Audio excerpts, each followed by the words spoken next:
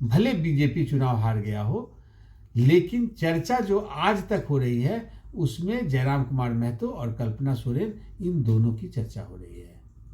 लेकिन मैं मानता हूं कि जयराम कुमार महतो सबसे खास हैं। आप पूछेंगे क्यों?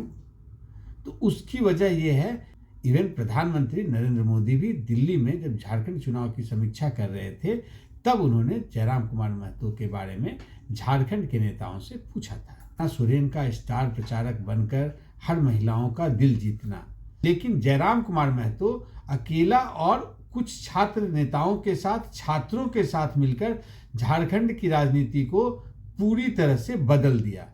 न्यूज पिकल के सभी दर्शकों को नए वर्ष की ढेर सारी शुभकामनाएं। आज साल का पहला दिन है। जब हम नए वर्ष में प्रवेश कर गए हैं तो हम एक बार पीछे मुड़कर 2024 को देखना चाहेंगे। झारखंड के लिए साल 2024 का विशेष महत्व है। साल 2024 झारखंड का चुनावी वर्ष था। 2024 में झारखंड वासियों ने एक इतिहास बना दिया। इससे पहले झारखंड में कभी भी एक सरकार दोबारा नहीं चुनी गई है, लेकिन साल 2024 में ऐसा ही हुआ। किसी ने भी झारखंड के चुनाव की इस तरह की परिणाम की अपेक्षा नहीं की थी। झारखंड का चुनाव परिणाम सबों को चौंका दिया। तो ऐसे में हम बात करना चाहते हैं कि आखिर 2024 में वैसे कौन से चेहरे, खास करके राजनेता, सबसे चर्चित रहे जो झारखंड की राजनीति को सबसे ज्यादा प्रभावित किए। आज झारखंड चुनाव का परिणाम आए हुए पूरे एक महीने हो गए हैं, लगभग एक महीने। 23 नवंबर को उनका चुनाव का परिणाम आया था। आज हम 1 जनवरी 2025 में उसकी बातें कर रहे हैं।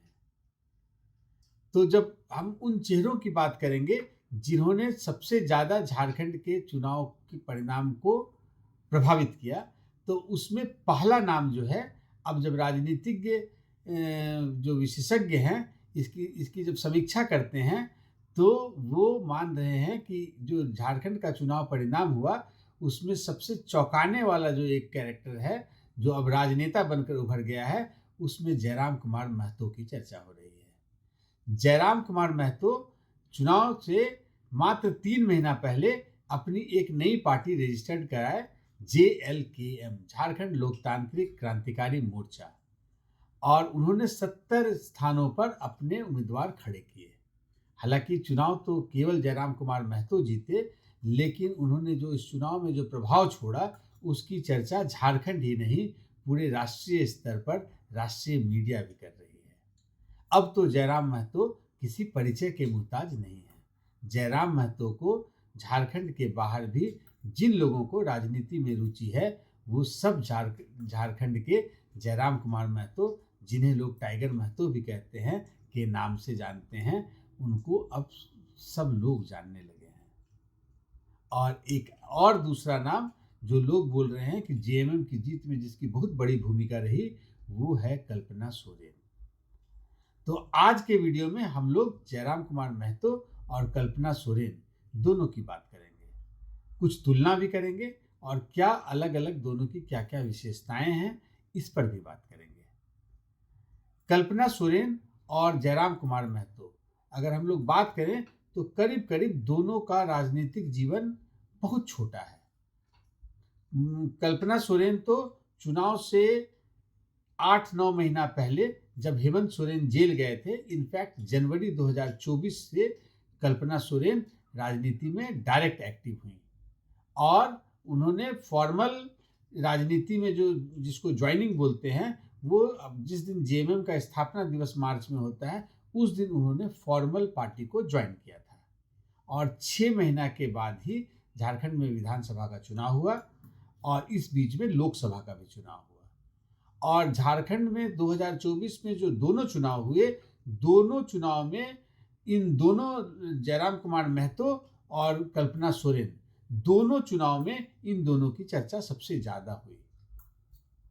भले मुख्यमंत्री हेमंत सोरेन बने हो, भले बीजेपी चुनाव हार गया हो, लेकिन चर्चा जो आज तक हो रही है उसमें जयराम कुमार महतो और कल्पना सोरेन, इन दोनों की चर्चा हो रही है। लेकिन मैं मानता हूं कि जयराम कुमार महतो सबसे खास हैं। आप पूछेंगे क्यों? तो उसकी वजह ये है कि जयराम कुमार महतो की कोई राजनीतिक विरासत नहीं थी। वो एक छात्र, अभी भी छात्र हैं, और वो छात्र नेता के रूप में पिछले 3 वर्षों से 2022, 23, 24, तो मतलब पिछले 3 वर्षों से झारखंड में सड़क पर आंदोलन कर रहे थे। छात्रों के मुद्दे को और स्थानीय नीति के मुद्दे को वो लगातार उठाते रहे थे। और वो झारखंड के, अगर आप बात करेंगे झारखंड राज्य के लेवल पर, तो उनकी चर्चा शुरू हो गई थी। वहाँ के अखबारों में वो छपते थे, वहाँ के लोग उनकी चर्चा करते थे, लेकिन राष्ट्रीय मीडिया में उनके उनके नाम की चर्चा लोकसभा इलेक्शन में, जब वो 3.5 लाख वोट लाए निर्दलीय उम्मीदवार रहते हुए, तब से उनकी चर्चा शुरू हो गई। इवन प्रधानमंत्री नरेंद्र मोदी भी दिल्ली में जब झारखंड चुनाव की समीक्षा कर रहे थे, तब उन्होंने जयराम कुमार महतो के बारे में झारखंड के नेताओं से पूछा था। लेकिन अब जब विधानसभा चुनाव के बाद, जिसमें जयराम कुमार महतो खुद तो चुनाव जीते ही 3 स्थानों पर उनके उम्मीदवार नंबर 2 पे रहे और 6 स्थानों पर उनके उम्मीदवार नंबर 3 पर रहे। और ऐसा माना जा रहा है कि बीजेपी को अगर सबसे ज़्यादा किसी ने डैमेज किया तो वो जयराम कुमार महतो ने। बीजेपी और उसकी एलायड सुदेश महतो, जो आजसू पार्टी के मुखिया हैं, इवन वो भी, सुदेश महतो भी चुनाव हार गए। तो इसलिए जयराम कुमार महतो की बहुत बड़ी भूमिका हुई कि विपक्ष में रहते हुए भी बीजेपी की सीटें पिछली विधानसभा की तुलना में कम हो गई। पहले 25 थी और इस विधानसभा में मात्र 21 विधायक बीजेपी के चुनकर आए। तो मैं जो बात कर रहा हूं, कल्पना सोरेन और जयराम कुमार महतो की अगर तुलना करेंगे तो जयराम कुमार महतो किसी राजनीतिक घराने से नहीं है, जबकि कल्पना सोरेन शिबू सोरेन की बहू है और अभी तक वर्तमान मुख्यमंत्री हेमंत सोरेन, जो शिबू सोरेन के बेटे हैं, उनकी पत्नी है। तो उनके पास एक बहुत बड़ा प्लेटफॉर्म था। उनकी पार्टी कई बार झारखंड में रूलिंग पार्टी रही है। शिबू सोरेन भी झारखंड के मुख्यमंत्री रहे हैं। हेमंत सोरेन पिछले 5 साल से मुख्यमंत्री थे। बीच का 6 महीना जब वो जेल में थे, उस पीरियड को अगर हटा दें तो उससे पहले भी वो 2 बार मुख्यमंत्री रहे हैं। वो राज्य में विपक्ष के नेता रहे हैं। तो कल्पना सोरेन हेमंत सोरेन की पत्नी है। तो इसलिए मैं बोल रहा हूँ कि अगर राजनीतिक तुलना, जहाँ तक नतीजों की बात है, तो दोनों का प्रभाव बहुत बड़ा रहा। जेएमएम को महिलाओं के बड़े समर्थन के बदौलत ही सत्ता में वापसी हुई है। उनका मैया सम्मान योजना और कल्पना सोरेन का स्टार प्रचारक बनकर हर महिलाओं का दिल जीतना, ये 2 बहुत बड़ा फैक्टर है, इसको कोई डिनाई नहीं कर सकता है। लेकिन अगर हम इन दोनों नेताओं की चर्चा करें तो टाइगर महतो से मैं कल्पना सोरेन की अगर तुलना करूंगा तो जमीन के नेता और अपने आप में खुद के नेता, खुद से उभरे हुए नेता, जमीन पर संघर्ष करके नेता, और इतनी बड़ी सफलता पहला ही चुनाव में झारखंड क्या भारत के इतिहास में किसी ने नहीं किया है। आम आदमी पार्टी का भी दिल्ली में चर्चा होता है, उसका इतिहास था, लेकिन वो किसी एक आदमी का करिश्मा नहीं था। उसमें अन्ना मूवमेंट से शुरू हुआ और बहुत सारे लोग मिलकर, बहुत बड़े बड़े महारथी मिलकर उसके फाउंडर मेंबर थे। हाँ, उनको सफलता उनको भी पहले ही चुनाव में मिली, लेकिन जयराम कुमार महतो अकेला और कुछ छात्र नेताओं के साथ, छात्रों के साथ मिलकर झारखंड की राजनीति को पूरी तरह से बदल दिया। इसलिए मैं बोल रहा हूँ, साल 2024 झारखंड के इतिहास का आने वाले समय में भी इसकी बार बार चर्चा होगी। और विधानसभा में विधायक का शपथ ग्रहण करने के बाद भी पिछले 1 महीना में, अब जब सरकार बन गई, सब कुछ वहाँ हो गया, तो उसके बाद भी लगातार हर दिन जयराम कुमार महतो चर्चा में बने हुए हैं। जबकि कल्पना सोरेन चुनाव के परिणाम के बाद अब उनकी चर्चा कम होने लगी है। अब वो मीडिया में उनका कवरेज भी कम हो गया है, उनकी एक्टिविटी भी कम हो गई है, और वो जयराम कुमार महतो जैसे अभी सड़क की राजनीति या हर दिन जनता दरबार लगा रहे हैं, उस तरह का ना कोई फोटो वीडियो आता है, ना किसी मीडिया हाउसेस में कल्पना सोरेन के बारे में कुछ लिखा जा रहा है, ना ही वो एक्टिव हैं, ना ही वो एक्टिव दिखती हैं। हाँ, जैसे क्रिसमस में किसी से मिलना जुलना हो रहा हो, उस तरह की खबरों में आप कल्पना सोरेन को बीच बीच में पढ़ लेंगे या सुन लेंगे।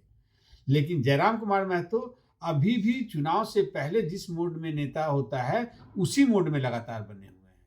कभी विस्थापितों की आवाज उठा रहे हैं, तो कभी छात्रों की आवाज उठा रहे हैं।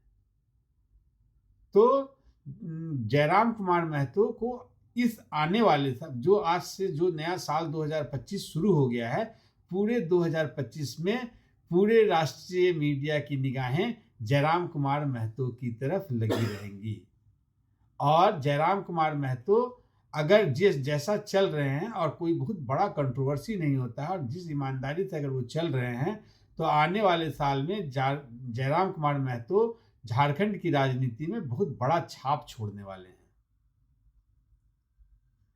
तो उम्मीद करता हूं कि ये कंपैरिजन आप लोगों को, या जिन दो नामों की मैं चर्चा कर रहा हूं, आप लोग सब भी सहमत होंगे कि झारखंड के 2024 चुनाव और पूरे 2024 साल में अगर किसी दो नेताओं की सियासी चेहरे, जिसको हम लोग बोल सकते हैं, चर्चित चेहरे बोल लीजिए, सियासी चेहरे बोल लीजिए, तो उसमें जयराम कुमार महतो और कल्पना सोरेन, इन दो नेताओं को 2024 के याद रखेगा और पूरा इतिहास में इन लोगों के नाम को 2024 से इसको जोड़कर देखा जाएगा। और जयराम कुमार महतो तो बहुत युवा हैं, मात्र 30 वर्षीय हैं। अभी हाल में इसी पिछले महीने, अब तो आज जनवरी है तो मैं पिछले महीने बोलूँगा, 27 दिसंबर को उन्होंने अपना जन्मदिन भी मनाया है। और हजारों के फैन फॉलोइंग के बीच में, जहाँ वो नहीं थे वहाँ भी केक कट रहा था, जहाँ वो थे वहाँ भी केक कट रहा था। और अगर आप सोशल मीडिया पे जाएंगे तो सोशल मीडिया में जयराम कुमार महतो और उनके जितने फॉलोवर हैं और उनके फॉलोवर जितने एक्टिव हैं, शायद ही झारखंड के अंदर किसी दूसरे नेता का उतना बड़ा फैन फॉलोइंग है। आज केवल रीजनल मीडिया ही नहीं, राष्ट्रीय मीडिया भी ये बहुत बड़ा कारण है कि जयराम कुमार महतो की तरफ लगातार नज़र बनाए हुए है। तो हम उम्मीद करते हैं कि ये वीडियो आपको अच्छा लगा होगा और जयराम कुमार महतो और कल्पना सोरेन और झारखंड की राजनीति पे न्यूज़ पिकल लगातार नज़र बनाए रखेगा, आपको अपडेट करता रहेगा।